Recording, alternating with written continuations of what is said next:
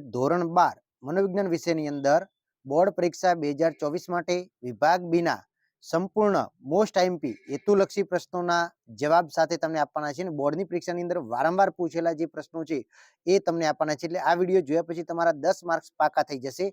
Most IMP 50 થી 60 પ્રશ્નો તમને જવાબ સાથે આપવાના છે. તો આ વિડીયો તમારે ધ્યાનથી જોવાનો છે અને બોર્ડની પરીક્ષા લખવા જો એ પહેલા પણ એક વખત તમારે જોઈને જવાનું છે. આ અગાઉ આપણે મોસ્ટ આઈએમપી પ્રશ્નો વિભાગ વાઇઝ આપેલા છે આપણી ચેનલ ઉપર, દરેક વિષયના આપેલા છે. એ વિડીયો જો તમે ન જોયો તો ચેનલ ઉપર વિઝિટ કરીને જોઈ શકો છો, અથવા તો વિડીયોની નીચે ડિસ્ક્રિપ્શન બોક્સની લિંક તમને આપી દઈશ. હવે આપણે શરૂઆત કરી છે. પહેલો પ્રશ્ન છે કે સંવેદનના પ્રકાર કેટલા છે? તો સંવેદનના 5 પ્રકાર છે. કેટલા પ્રકાર પડે છે? 5 પ્રકાર પડે છે. કયા કયા? તો દ્રષ્ટિ સંવેદન, શ્રવણ સંવેદન, પછી ગંધ સંવેદન, સ્વાદ સંવેદન અને સ્પર્શ સંવેદન. એના પછી બીજો પ્રશ્ન છે કે પ્રયત્ન અને ભૂલનો પ્રયોગ કોણે કરેલો છે? તો પ્રયત્ન અને ભૂલનો પ્રયોગ થોર્નડોઇકે કરેલો છે. અને કોના પર કરેલો છે? તો બિલાડી પર કરેલો છે. ત્રીજું છે મનોવલણને અસર કરતા કોઈ પણ 2 ઘટકોના નામ જણાવવાના છે. તો કુટુંબ અને સામાજિકીકરણ એ મનોવલણને અસર કરતા 2 ઘટકો છે.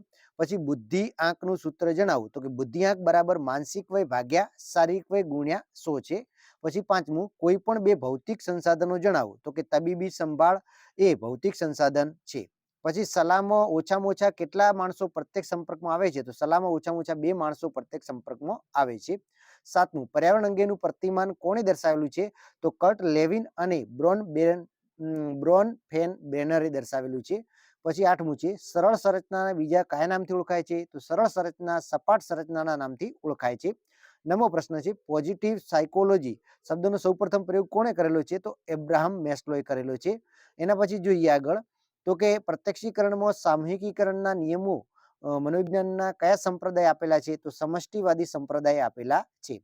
એના પછીનો પ્રશ્ન જોઈએ આગળ તો કોલરે ચિમ્પાન્જી પર આંતરસૂઝનો પ્રયોગ કયા ટાપુ પર કરેલો છે? તો કેનરી ટાપુ. કયો ટાપુ આવશે? કેનરી ટાપુ આવશે. પછી 23મો જન સમુદાયમાં બુદ્ધિલબ્ધતા વર્ગીકરણના આલેખને અન્ય કયા નામથી ઓળખવામાં આવે છે? તો સામાન્ય સંભવિતતા આલેખના નામથી ઓળખવામાં આવે છે. પછી 24મું છે મનોવલણની દિશા કેવા પ્રકારની હોય છે? તો મનોવલણની દિશા માનવીના વર્તન કે પ્રતિક્રિયા પ્રકારની હોય છે, એટલે કે તે વ્યક્તિ તરફથી જૂથ તરફની વિકસે છે. 25મું છે મનોભારજન્ય પરિસ્થિતિમાં વ્યક્તિની પ્રતિક્રિયા કઈ હોય છે? તો કે લડો અથવા તો ભાગી છૂટો પ્રકારની હોય છે. 26મું છે વર્તનવાદ પ્રણેતા કોણ હતા? જો જેબી વોટસન એ વર્તનવાદના પ્રણેતા હતા. 27મું છે રોજર્સનો અભિગમ કયા નામથી ઓળખાય છે? તો સલાહાર્થી કે અસીલ કેન્દ્રીય અભિગમ તરીકે ઓળખાય છે. યાદ રાખજો, સલાહાર્થી કે અસીલ કેન્દ્રીય અભિગમ તરીકે ઓળખાય છે. 28 કર્ટ લેવિને વ્યક્તિ અને પર્યાવરણ વચ્ચેના સંબંધોનું સ્વરૂપ દર્શાવવા કયો ખ્યાલ આપ્યો છે? તો જીવન અવકાશનો ખ્યાલ આપેલો છે. એના પછી 29 છે જરૂરિયાતના ઉચ્ચ પદાનુક્રમ નો સિદ્ધાંત કોણે આપેલો છે? તો અબ્રાહમ મેસ્લોએ આપેલો છે 1943 ની અંદર. પછી 30મું છે સુખના પ્રકાર જણાવો. તો સુખના 2 પ્રકાર છે, વ્યક્તિગત સુખ અને સ્વપ્રગટીકરણ સુખ. એના પછી 31 છે અભિરુચિ માટે મેકડુગલે કયો શબ્દ પ્રયોગ વાપર્યો છે? તો અપ્રગટ ધ્યાન શબ્દ વાપરેલો છે. એના પછી 32મું છે સિટી મોર્ગને આપેલી શિક્ષણની વ્યાખ્યા જણાવો. તો કે શિક્ષણ એટલે અનુભવ અને પ્રયત્ન કે મહાવરાથી વર્તનમાં થતો માપી શકાય તેવો સાપેક્ષ કાયમી ફેરફાર. એના પછી 33મું છે શાબ્દિક કસોટી કોને કહેવાય છે? તો કે જે કસોટીમાં માત્ર લેખિત પ્રશ્નો હોય અને એના જવાબ માત્ર લેખિત સ્વરૂપે જ આપવાના હોય તેને શાબ્દિક કસોટી કહેવાય છે. 34 યૌક્તિકીકરણ એટલે શું?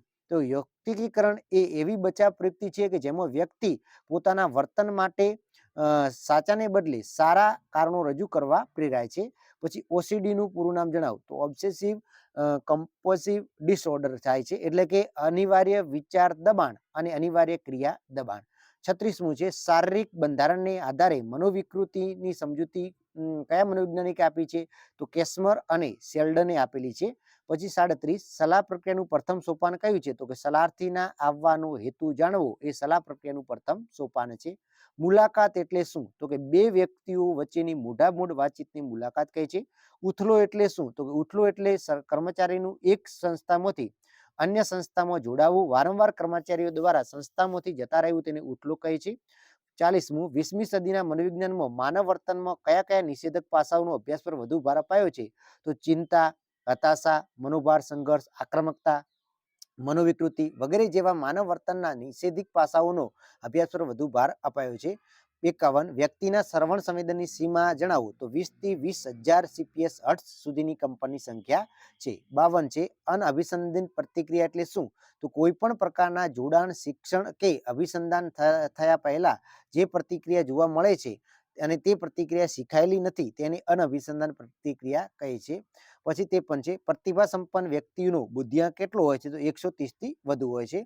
54 રિચાર્ડ લેજારસે મૂલ્યાંકનના કયા બે તબક્કામાં વર્ગીકરણ કર્યું છે? તો કે પ્રાથમિક મૂલ્યાંકન અને દ્વિતીયક મૂલ્યાંકન. પછી 55 છે અંગ્રેજી શબ્દ સ્ટ્રેસ નો અર્થ શું થાય છે? તો કે ભૌતિક પદાર્થ પર લગાડેલ બાહ્ય બળ.